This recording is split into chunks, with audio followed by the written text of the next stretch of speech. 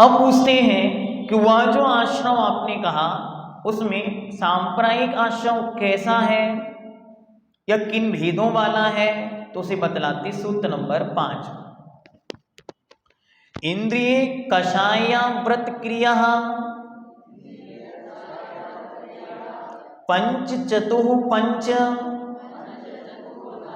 पंचविंशति संख्या पूर्वस्य भेदः इंद्रिय कषायामृत क्रिया पंच चतुः पंच पंचविंशति संख्या पूर्वस्य भेदः।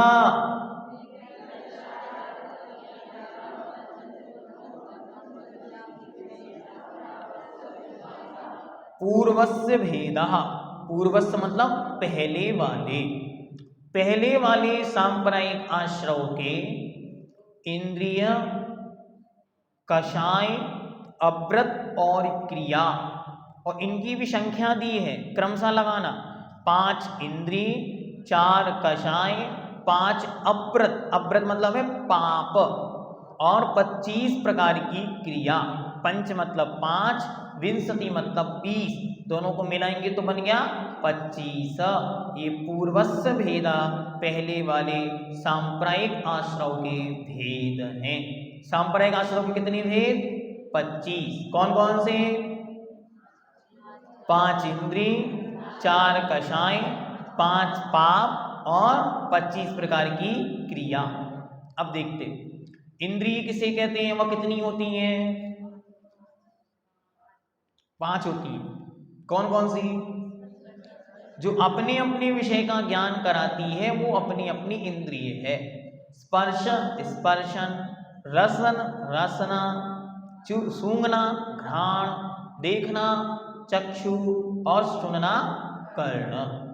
कषाय किसे कहते हैं? जो आत्मा को कसती है उसका नाम कषाय है। और वह कितने प्रकार की? 4, क्रोध, मान, माया, लोभ। अव्रत अर्थात पाप, व्रतों का नहीं होना ही अव्रत है। हिंसा, झूठ, चोरी, कुशील और परिग्रह। अब बतलाते हैं 25 प्रकार की क्रियाएं, ये महत्वपूर्ण है, आज अपन इनको पूरा पढ़ेंगे। सम्यक्त क्रिया, चैत्य अर्थात जिनबिंब, गुरु, शास्त्र की पूजा आदि रूप सम्यक्त को बढ़ाने वाली क्रिया। रोज करना भगवान की पूजा, यदि हम नहीं करते हैं तो वह समय हमारा कहाँ जा रहा है ये विचारणीय है। 24 घंटे यूं निकल जाएंगे भगवान की भक्ति में यदि समय नहीं व्यतीत करेंगे, क्योंकि समय तो जा रहा है। अगर आप अच्छी कार्य में वह समय नहीं लगाएंगे तो अशुभ कार्यों में लगेगा।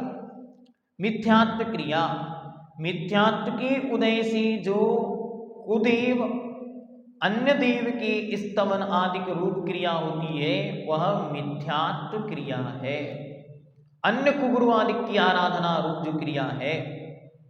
तीसरी प्रयोग क्रिया, शरीर आदि द्वारा गमनागमन आदि रूप प्रवृत्ति करना। हर जीव के ये होती है, एक जगह कहाँ तक बैठा रहेगा, तो शरीर का हलन चलन आवागमन होगा, उसके माध्यम से आत्म प्रदेशों का परिस्पंदन होगा, उसके माध्यम से आश्रव होगा।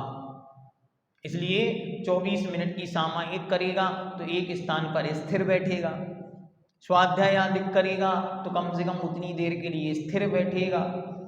ये धर्म का मार्ग बता रहे हैं कि धर्म के मार्ग में जो भी क्रिया कराई जाती है उसका मूल उद्देश्य है आश्रव का रुकना, संवर का होना और निर्जरा का बढ़ना।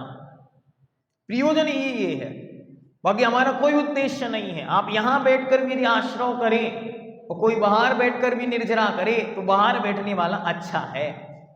धर्म तो यह कह रहा है। समाधान क्रिया, संयत का अविरति के सन्मुख होना समाधान क्रिया है। जो संयत है अर्थात जिन्होंने संयम को अंगीकार कर लिया है वे अविरति हो जाएं या अविरति के सम्मुख जाएं तो यह समाधान क्रिया है। ईर्यापत क्रिया, ईर्यापथ की कारणभूत क्रिया ईर्यापथ क्रिया है। ईर्यापथ मतलब होता है चलना, चलने संबंधी जो क्रिया है। प्रदोष की क्रिया, क्रोध के आवेश से प्रदोष की क्रिया होती है, गुस्से में जो कार्य किया जाता है। कायिकी क्रिया, दुष्ट भाव युक्त होकर उद्यम करना कायिकी क्रिया है, दुष्ट भावों के साथ शरीर से प्रवृत्ति करना। अधिकारण की क्रिया, हिंसा के साधनों को ग्रहण करना अधिकारण की क्रिया है। पारिताप की क्रिया, जो दुख को उत्पत्ति का कारण है वह पारिताप की क्रिया है, जिससे दुख होता है। कई बार हम ही वो कार्य कर लेते फिर बाद में पश्चाताप करते, जैसे किसी को बहुत ज़्यादा पीट दिया या किसी के बहुत ज़्यादा अशुभ शब्द बोल दिए और फिर उसके बाद मन को लगा अरे ये क्या कर दिया, तो ये स्वयं ही हमको दुखी करने वाली है, इसलिए ऐसी क्रिया से बचना। प्राणातिपात की क्रिया, आयु, इंद्री, स्वाच बल रूप प्राणों का वियोग कराने वाली क्रिया, मतलब किसी के प्राणों को छीन लेना। फिर दर्शन क्रिया, रागवश प्रमादि का रमण रूप देखने के योग्य देखने का अभिप्राय, राग के वशीभूत किसी वस्तु को देखने का जो अभिप्राय है।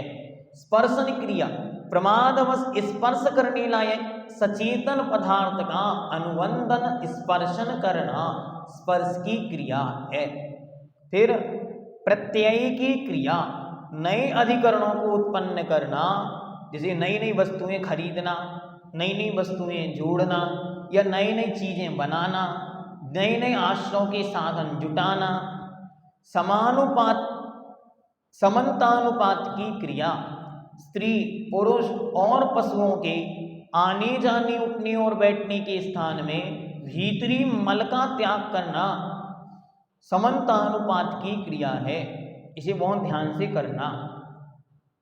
जहाँ अन्य किसी का आवागमन है, जहाँ अन्य कोई जीव आते जाते हैं, उन स्थानों पर मलमूत्र का क्षेपण नहीं करना, ये विवेक है। यदि आप विवेक पूर्वक कार्य नहीं करेंगे तो बड़ा अनिष्ट हो जाता है। जैसे मानो आप कहीं अनजान स्थान पर गए और उस स्थान का कोई ज्ञान आपको पूर्व में था नहीं और आपने वहाँ किसी वृक्ष के पीछे जाकर मलमूत्र क्षेपण कर दिया। वहाँ कोई व्यंतर आदि निवास करता था, अब वो क्या करेगा, वो आपको परेशान करेगा। इस प्रकार से बहुत सारे जीव परेशान हो जाते हैं। अपने जीवन में ऐसी बहुत सारी घटनाएं आपको भी देखने में आती हैं कि वो लोग वहां घूमने गए थे, लौट कर आए, तब से उसका दिमाग डिस्टर्ब हो गया, तब से ही वो परेशान रहने लगा। तो आपको अपने सब बच्चों को ये बात सिखानी चाहिए कि अनजान स्थान में कभी भी मलमूत्र क्षेपण ना करें, और यदि कदाचित करना पड़े तो उस स्थान पर जाके पहले 3 बार बोलो निस्सही निस्सही निस्सही, फिर उसके बाद वहाँ मलमूत्र क्षेपण करके पश्चात बोलो अस्सही अस्सही अस्सही, वरना वहाँ का जो स्वामी है, यक्ष है, देव है, रक्षक पाल है आदि है, इस प्रांगण में भी जब आओ, खाली रहता है ये सदा, तो यहाँ भी जब आओ तो निस्सही बोलकर आओ, और जब जाओ अस्सही बोलकर जाओ। मानो हो सकता आप लोग इतने लोग तो सुन ही रहे क्लास, पीछे और लोग बैठ के सुन रहे हो, तो देखो पीछे कोई बैठा, तो अब वो जो पीछे बैठे हैं और बाधा उत्पन्न कर दी आपने मानो कदाचित उनको, तो इस प्रकार से बाधा न पहुंचाओ न बाधित हो। ठीक है, आगे अनाभोग क्रिया, प्रमार्जन और अवलोकन नहीं की गई भूमि पर शरीर आदि रखना अनाभोग क्रिया है। बिना देखे बिना सोचे धम्म से बैठ जाना। ठीक, आगे स्वहस्त क्रिया, जो क्रिया दूसरों के द्वारा करने की हो उसे स्वयं कर लेना, ये स्वहस्त क्रिया है। जैसे अपने हाथ से अपने बाल काटना, ब्यूटी पार्लर खोलना। निसर्ग क्रिया, पापादान आदि रूप प्रवृत्ति विशेष के लिए सम्मति देना, पाप के लिए आदेश देना, करो ये काम। विदारण क्रिया, दूसरों ने जो सावत्य कार्य किया उसे प्रकाशित करना, दूसरों के पाप को अपने मुख से प्रकाशित करना। आज्ञा व्यापायिनी क्रिया चारित्र मोहिनी के उदय से आवश्यक आदि के विषय में शास्त्रोक्त आज्ञा को ना पाल सकने के कारण अन्यथा निरूपण करना, इससे सदा बचना। क्या समझ में आया? अरे शास्त्र में लिखा है कि रात्रि में भोजन नहीं करना, तो आपने क्या कहा? आपने कहा भगवान महावीर स्वामी के सामने लाइट थोड़ी ना चलती थी, सो उनके यहाँ रात्रि भोजन नहीं होता था। हमारे यहाँ तो खूब लाइट है, तो हमारे यहाँ रात्रि भोजन में कोई बाधा नहीं है। अरे रात्रि भोजन करना भी कोई पाप है क्या? यदि पाप होता तो सारा संसार पापी है। अकेले इतने से जैन बचे गिनती बराबर जो पाप नहीं कर रहे, बाकी सारा संसार पापी है। इसलिए ये कोई पाप नहीं होता, आराम से खाओ। ऐसा कहना नहीं, ऐसा नहीं कहना।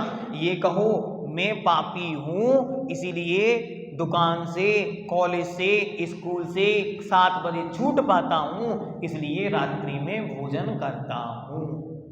ये मत कहो कि हम 7 बजे इसलिए भोजन कर रहे हैं 8 बजे आके, क्योंकि 8 बजे पाप करने में कौन सा पाप है। ऐसा नहीं कहो। हम मुनि नहीं बन पा रहे हैं तो ये मत कहो कि मुनि नहीं होते। हम व्रती नहीं बन पा रहे हैं तो ये मत कहो सारे व्रती तो ढोंगी होते हैं। ये आज्ञा व्यापायिनी क्रिया कह रही है, ऐसा मत कहो जो शास्त्र की आज्ञा के विरुद्ध हो। अरे भगवान के ऊपर जल डाल देने से कौन से पाप धुल गए इनके, ऐसा मत कहो। अभिषेक की क्रिया वो क्रिया है, अनादिकाल से चली आ रही है, उसका लोप नहीं करो।